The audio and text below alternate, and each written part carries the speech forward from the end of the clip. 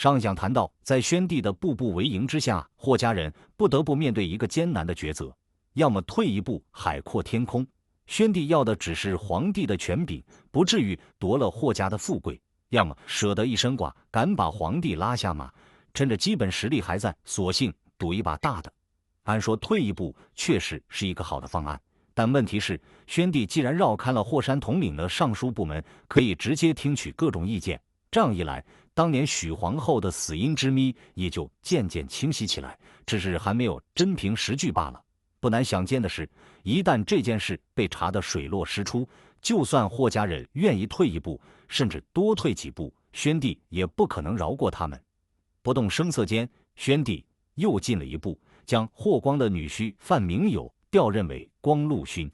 范明友先前的头衔是度辽将军、媚央卫尉、平陵侯。这三个头衔里边，依照惯例，度辽将军属于杂号将军，只是一个名号而已，无足轻重。平陵侯呢是个爵位，也和实权无关。真正有含金量的头衔是媚央卫尉，掌管未央宫的外围禁媚工作，近距离的护卫着皇帝的安全，级别是中两千石。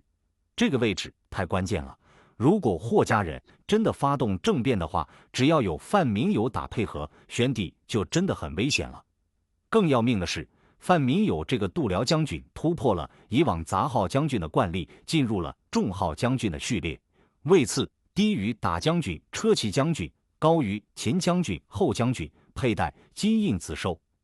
根据李秉权先生的考证，昭帝时代对范明友的任命完全是霍光出于私心而因人设职，为范明友量身定做的。在昭帝驾崩之后，霍光迅速巩固亲信集团的势力，不但让范明友继续以媚位兼任度辽将军，而且将度辽将军补入了正式将军的序列。这样一来，度辽将军不仅外掌征伐背叛，内掌宫门卫屯兵，而且得以与闻中朝政事，参与谋议决策。宣帝的动作，按照《资治通鉴》的说法，是改任范明友为光禄勋，这就要怪司马光不仔细了。事实上，范明友的职务变动，度辽将军这部分原封没动，仅仅是未央卫尉这个职务改成了光禄勋。光禄勋呢，就是原先的郎中令，武帝时代改了名，论级别也是中两千石，掌管的也是宫廷禁卫，比媚卫更贴身。我在前面讲过这两个职务的关系和区别。媚卫本是秦官，汉称秦制，卫尉呢负责守备皇宫大门。皇宫内外有2套禁卫部队，里面呢算是皇帝的贴身侍卫，归郎中令管；外面呢算是门岗和巡逻队，归卫尉管。当时汉朝有长乐宫和未央宫2宫，各设1名卫尉，皇帝呢就在未央宫内。如果正面分子要想入宫作乱的话，首先就要通过未央宫卫尉这道外圈防线，再突破郎中令的内圈防线。当我们用放大镜看清楚了这些细节，就能体会到宣帝的动作幅度有多小。范明友依旧保留度辽将军的头衔，照样可以上朝议政，而从未央卫尉改任光禄勋，完全可以理解为皇帝对他更亲近了，拿他呢当贴身大总管了。当然，光禄勋手下的那些皇帝禁卫，多数都是我们已经早已熟悉的郎官，其实是候补干部的人才库，真刀真枪和换人肉搏并不是他们的强项。接下来，宣帝又把霍光的另一名女婿仁圣任命为安定太守。仁圣原先的头衔是朱立中郎将、羽林监。3个头衔里边的中郎将最关键，级别是比2000石，是光禄勋的副手。从人情上看，仁圣和范明友都是霍光的女婿，既然范明友调任光禄勋了，那么让仁圣再做中郎将似乎就不太合适了，一家人不好处，所以外调仁圣为郡太守。不过仁圣头衔里的关键其实是朱立，这属于加官，类似于给事中。早在文帝时代，一个人如果有了朱立头衔，就可以陪在皇帝身边，侍从驱驰。到了武帝时代，朱立的地位提高了不少，通常呢只会给彻侯和2000石级别的高官加这个衔，让他们拥有御史官员的弹劾权。如今把仁圣从长安卖调到安定郡当太守，相当于朱立这个加官自然而然就消失了。又过了几个月，宣帝呀照风抓药，把霍家亲缘关系相对较远的2个女婿从心腹要职调任地方太守，没多久又把霍光的打女婿长乐卫尉邓广汉调任为长信少府。邓广汉的新职位，《资治通鉴》说的是少府，这是从《汉书·霍光金密堤传》直接抄录来的。但这里的少府并不是我们熟悉的那个皇家财务总管，而是长信少府。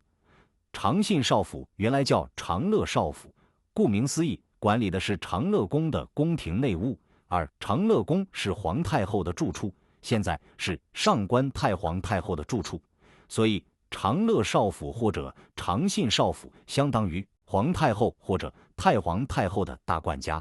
邓广汉从长乐卫尉变成了长信少府，看上去反正都是为太皇太后做事，区别仅仅在于兵权没了。当然，兵权才是关键。在此之前，假如霍家人发动政变的话，只要邓广汉控制住长乐宫的卫戍部队，就可以像当年处置昌邑王刘贺那样，由上官太皇太后出面，奶奶收拾不孝的孙儿。宣帝纵然想反抗，但反抗不了，因为未央卫尉是范明友，宣帝住的未央宫一点都不安全。终于，一连串小心翼翼的操作，把霍家这些女婿卖派的卖派，夺兵权的夺兵权，那么空出来的军队指挥权交给谁呢？宣帝的动作依然谨慎，都交给张安世好了。人家张安世可是霍光当年的左膀右臂，霍家人总该对张安世有什么不放心吧？这样一轮安排下来，张安世几乎掌握了大长安地区全部的武装力量，可见宣帝真的把养育自己的张贺当亲爷爷看待了，对张贺的兄弟张安世无比信任。再下一步，就该对霍家的核心人物动手了。霍宇首当其冲。宣帝对霍宇明升暗降，名义上给了霍宇大司马的头衔，但大司马的礼服应该是配五变大官，霍宇并没有，只能戴小官，还没有给大司马的印绶。当时在正式场合，印绶随身佩戴，如果又是金印紫绶，又是五变大官，站出来自然是威风八面。但霍宇这位大司马一站出来，人人都看得出他比霍光小了一号。霍宇既然从右将军升任大司马，原先在右将军任上的兵权就顺势解除了。监帝又收缴了范明友度辽将军的印绶，范明友的官衔就只剩下一个光禄勋了。宣帝以这样的方式不断将霍家人剥离权力以中枢，并且褫夺他们手里的兵权，空缺出来的实权岗位由徐、史两家的子弟接管。许家人就是宣帝岳父许广汉的亲族，史家人就是宣帝祖母史良娣的亲族。我们看宣帝这些年的经历，就能明白为什么任人没亲有这么重要。假如统治者真的大公无私、任人没贤的话，那么大概率就会权力易手，自家的天下变成了别人家的天下。宣帝后来成功夺取了权力，所以徐、史两家人鸡犬升天。徐史或者徐史家成为了文化语马，指代气焰熏天的皇亲国戚。东汉张衡的《西京赋》描写比似人之男女，丽美奢乎徐史。徐、史两家人引领时尚潮流。西晋张华的《轻薄篇》描写上流社会的浮华，有所谓朝与金张妻，暮宿徐史家，写尽了纨绔子弟的社交乐趣。金家是金密堤的后人，张家是张安世的后人。金张徐史四大家族之所以这样耀眼，关键就在宣帝身上。